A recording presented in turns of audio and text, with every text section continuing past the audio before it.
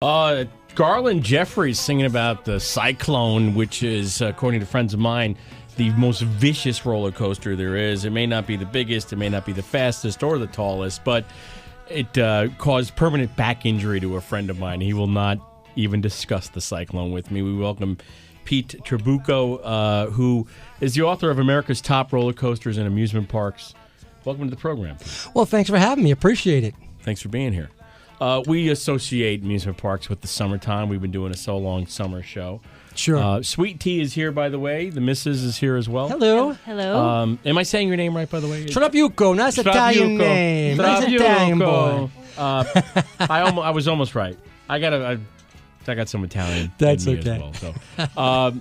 But you've written about roller coasters all across this country and amusement parks as well. And we seem to lose some every year, don't we? Some amusement parks. We were just talking about Louisville, Kentucky, and I know the amusement park over there by the Exposition Center is no more. Yeah. Well, you seem to lose them every now and then, especially the older type. And now with all these conglomerates like Six Flags and Cedar Fair and Busch Gardens and SeaWorld, it's kind of hard for a standalone amusement park to stay around. We've got plenty out there, thank goodness. And, of course, Luna Park, where the Cyclone is still running. That ride broke a watch, broke my glasses on that ride. It's a pretty rough ride. In fact, I just did a reality show pilot called Thrill Ride Maniacs, and imagine I had to ride that thing 10 times to get the right shot.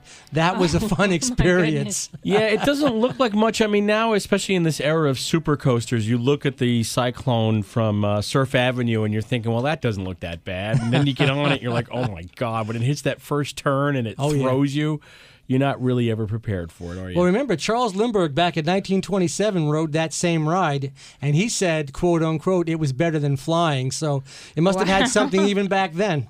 You're also an aviation specialist and enthusiast, and you fly as well. And so there is a lot of similarity. I mean, good roller coaster is supposed to feel like flying, isn't it? Well, yeah, it simulates. In fact, the steel coasters can simulate them a little bit more aerobatic flying because you can do loop-de-loops, you can do barrel rolls, you can do stuff like that.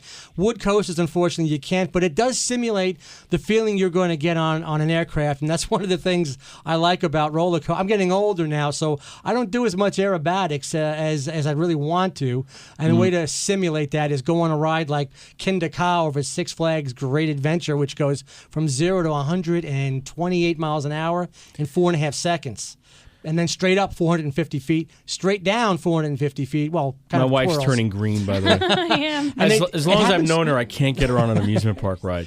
All Will happens not at do 28 seconds, too. In 28 seconds, you do all that. Yeah. Oh, okay. Well, then maybe I'll go on. She'll go on a Ferris wheel. Nice, gentle Ferris wheel. That's about it. But Believe it or not, I am afraid of some of these Ferris really? wheels. You won't Out do of a all Ferris the wheel? rides there, I'm afraid of those. Did you hear they're talking about putting one on Staten Island? The Ferris Yeah, wheel? that's they where want I'm to put from. the That's where world's I'm from. tallest. You're from Staten Island? Yes. Are you behind that plan? You think that's a good plan? I think it'd be great. I mean, a long time ago, I remember when I was a kid at the South Beach area, they used to have the South Beach rides, and they used to have a lot of amusements, similar to what you get at Seaside or Wildwood or Point Pleasant.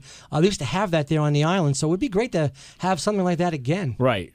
So, because when people ride the Staten Island Ferry, they were saying, which is a free ride, by the way, for those of you visiting New York area, you want to take a nice ride to the harbor, save some money, don't go on Circle Line, go to the tip of Manhattan and get on the Staten Island Ferry. But once you get to Staten Island, there's not a lot to do for people who are just tourists kind of wandering around, right? So, well, you got the Staten Island Yankees baseball team. Ah, okay, yes, you could go see the Staten Island Yankees, but a little bit of an amusement area might not be a bad idea, actually, Pete. It would. Yeah. So, when did you first notice you were really interested in roller coasters and amusement parks? Well, actually, on the Cyclone, when I was about maybe 8 years old, I actually rode that at 8 years old. But I don't know what my parents were thinking on that one. But I actually got pretty scared. I decided not to ride coasters again. I did not ride for 40 years until my daughter was born, and I decided, I don't want to sit on the sidelines because I did it with my wife at the amusement parks, and I wanted to experience that. Now, I had already learned how to fly.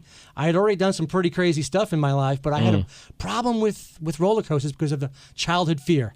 Couldn't get past it. Right. So I actually did it. Thanks to my daughter, I actually went out and I did it, and I was able to overcome it. And from that point on, I started to really enjoy it and realized how safe they are, how much fun they are, especially the new ones. They're very smooth. And at the same time, it does mimic what I've been doing or had been doing, aerobatics. And so I decided, hey, I'm going to like this. And once I decided to like it, before you knew it, I became a roller coaster enthusiast. So when you say aerobatics, you're one of those guys that goes up there with the intention of making the plane do things it wasn't entirely designed to do? Oh, yeah, So, absolutely. That was one of the things that I wanted to do. After I became a pilot, I wanted to learn how to do a loop-de-loop, how to do an element, how to do a barrel roll. And I've actually interviewed a lot of the astronauts because I'm also a freelance writer in the space and aviation industry. And I actually got in a simulator with the STS-132. That was the Atlantis. Wow. And I actually got strapped in seat number 5 in the full motion simulator on 7 simulated takeoffs, launches, and 7 simulated landings. Were And you ever thinking about joining the space program? Oh, when I was a kid. Really? But I sat next to me, and these guys are veterans. They've been up there before. The captain, the commander in front of me, has been up there before. I'm thinking, this is really cool. And that was a nice simulator ride. That's a pretty good roller coaster. We're having an astronaut here next week. Who's coming in next week, Time? Which astronaut? Jose Hernandez. You know the name Jose Hernandez? He's been on the space shuttle, hasn't he? Is that what he did? He went up in the space shuttle? Yes, he Yeah. did. Yeah, well, Cool. you're going to get a great interview. I've interviewed about 15 of them, and I tell you, I've sat with them. I've actually gone out drinking with them in Florida. They're great people. They are really humble. I was sitting next to one once, and I didn't even realize. Here I am bragging about me. I'm saying, yeah, hi, they're good to meet you there. And I've done aerobatics, and I fly this plane. And then I sort of asked him what he did, and he's like, well, I'm in the military, and then I had to get the questions out. Wow. What do you do? Well, I fly airplanes. Well, what do you fly? And they told me he flew T-38s. I'm thinking, well, T-38s are only flown by the military in training or NASA. So I asked him. I said, well, are you a military trainer? Did you train other pilots? He said no. I said, uh-oh.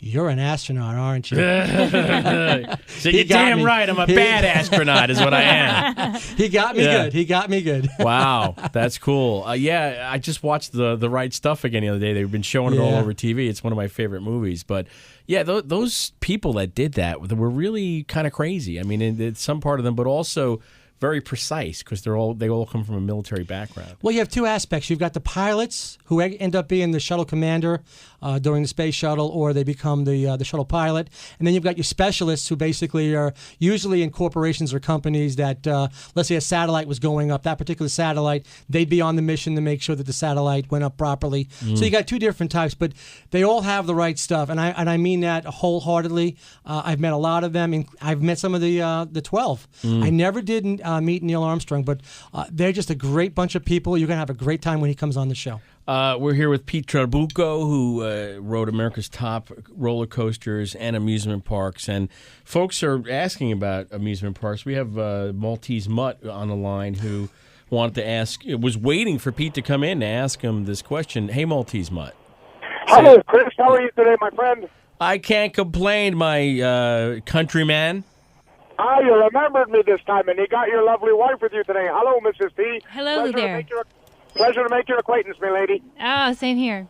How you doing? Not too bad. I got a couple of questions for your guest today, but the first thing I want to ask your wife, Chris, I understand your 50th birthday is coming up. Yes. I heard from Meredith that you're a major shareholder of Sirius XM, so I asked the question to your wife. You should get Chris to take you for a second honeymoon to Malta. And you're welcome to stay at my aunt's place. So Yeah, Wait a we minute. talk about this all the time. I know we do, but wait a minute. My birthday gift is to take my wife to Malta. or she could take you. Well, You can put the plane tickets in her name. I don't care as long as you get over there and have a really, really nice second honeymoon. We've actually been talking about it, Maltese Mutt. We've actually been talking yes, about and you know it. So, what? We might actually do it next summer. Yeah. Because we have the time. I don't think we could do it this year, but we will probably do it in the summer. But we are talking about it for real. Yeah. Well, I'd like to go and take my wife and kids, and maybe we could go and I'll show you around. All right. Listen, can you stay on hold for a moment because we got to take a break, but then you can ask Pete your question? Absolutely. All right, stay right there. It's Freewheeling on the Road Dog Sirius XM 106. Our guest Pete Trabucco, who's talking about roller coasters and amusement parks. It's the So Long Summer edition of Freewheeling. 8888 Road Dog. Every time I turn and look around, I realize how much I love this roller coaster town. New York's the place